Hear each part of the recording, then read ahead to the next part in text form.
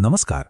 कधी विचार केलाय की एका गावाला महिलांसाठी एक उत्तम, एक सुरक्षित जागा बनवण्यासाठी नेमकं काय करावं लागेल? याच प्रश्नाचं उत्तर शोधणारा एक खूप महत्त्वाचा सरकारी उपक्रम आहे आणि आज आपण त्याचबद्दल जाणून घेणार आहोत. त्याचं नाव आहे आदिशक्ती अभियान. पण चला सुरुवात करूया त्याच एका मूलभूत प्रश्नापासून. एका गावाला महिलांसाठी सुरक्षित, आरोग्यसंपन्न आणि सक्षम कसं बनवता येईल, नाही का? तर हे जे आदिशक्ती अभियान आहे ना, ते याच प्रश्नाचं एक ठोस उत्तर देण्याचा प्रयत्न करतं. तर मग हे आदिशक्ती अभियान नेमकं आहे तरी काय? बघा, हे काही फक्त सूचना देणारं एक सरकारी पत्रक नाहीये. उलट हा एक अगदी स्पष्ट असा रोडमॅप आहे.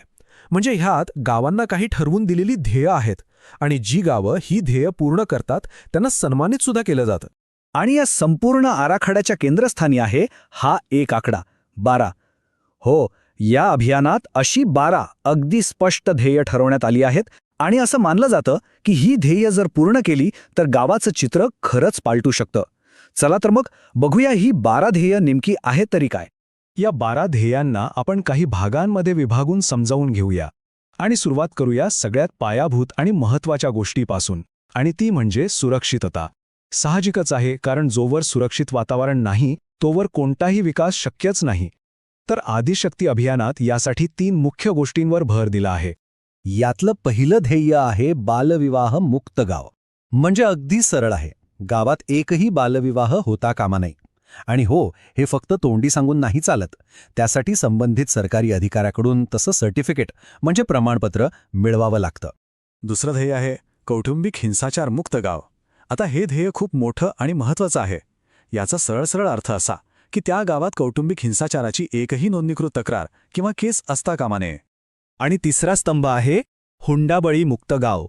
म्हणजे स्थानिक पोलिसांच्या रेकॉर्डनुसार त्या गावात हुंड्यामुळे मृत्यूची किंवा हुंड्याशी संबंधित कोणतीही घटना घडलेली नसावी.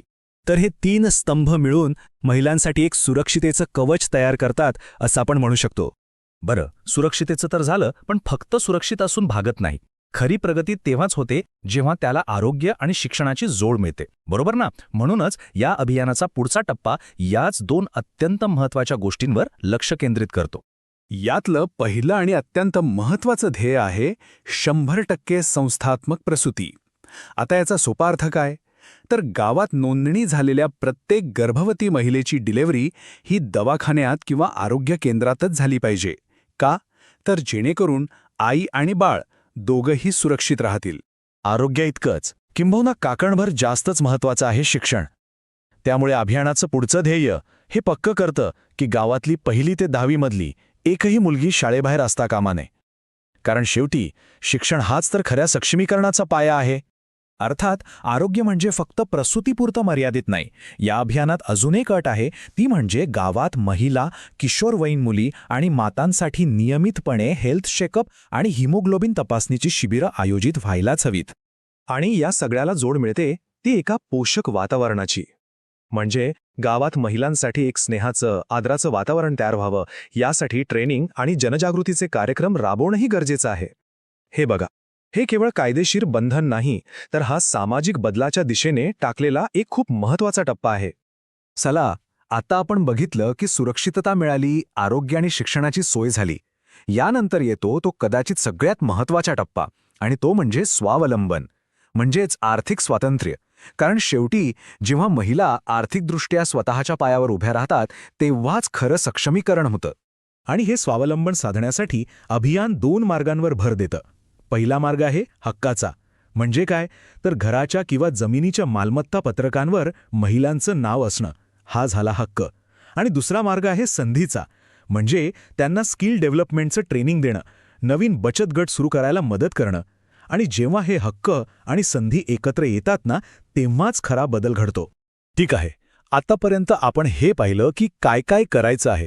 ती 12 ध्येय कोणती आहेत हे आपल्याला कळलं. पण आता मनात प्रश्न येतो की हे सगळं प्रत्यक्षात घडणार कसं? या बदलाची यंत्रणा काय आहे? कोण करणार हे सगळं? तर याचं उत्तर एका शब्दात आहे ग्रामस्तर समिती.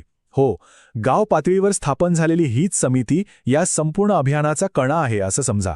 बदलाची सगळी सूत्र या समितीच्या हातात दिलेली आहेत. आणि या समितीची खरी ताकद कशात आहे माहितीये? तिच्या रचनेत. ही काही 4-2 अधिकाऱ्यांनी म्हणून बनवलेली कमिटी नाहीये, तर यात संपूर्ण गावाचं प्रतिनिधित्व आहे. सगळ्यांना सोबत घेऊन काम करणं हे हिचं वैशिष्ट्य आहे. मग ह्या समितीत नेमकं कोण कोण असतं? तर बघा, यात गावाचे निवडून आलेले प्रतिनिधी असतात, आरोग्य सांभाळणाऱ्या आपल्या आशाताई आणि अंगणवाडी सेविका असतात, यांच्यासोबतच प्रशासकीय बाजू सांभाळायला ग्रामसेवक, तलाठी आणि पोलीस पाटील सुद्धा असतात. म्हणजे एकाच ठिकाणी आरोग्य, प्रशासन आणि स्थानिक नेतृत्व सगळं काही एकत्र येतं. आणि सगळ्यात महत्त्वाचं, ही समिती फक्त कागदावरची नाहीये.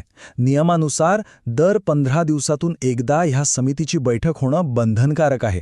त्यामुळे होतं काय की कामाचा नियमित आढावा घेतला जातो आणि पुढची दिशा काय असेल हे ठरवलं जातं. सरकारी परिपत्रकातलं एक वाक्य या समितीच्या कामाचं महत्त्व अगदी स्पष्ट करतं.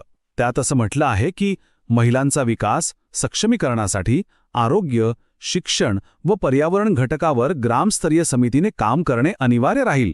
आता या एका वाक्यावरूनच लक्षात येतं की या समितीची जबाबदारी किती मोठी आणि किती व्यापक आहे.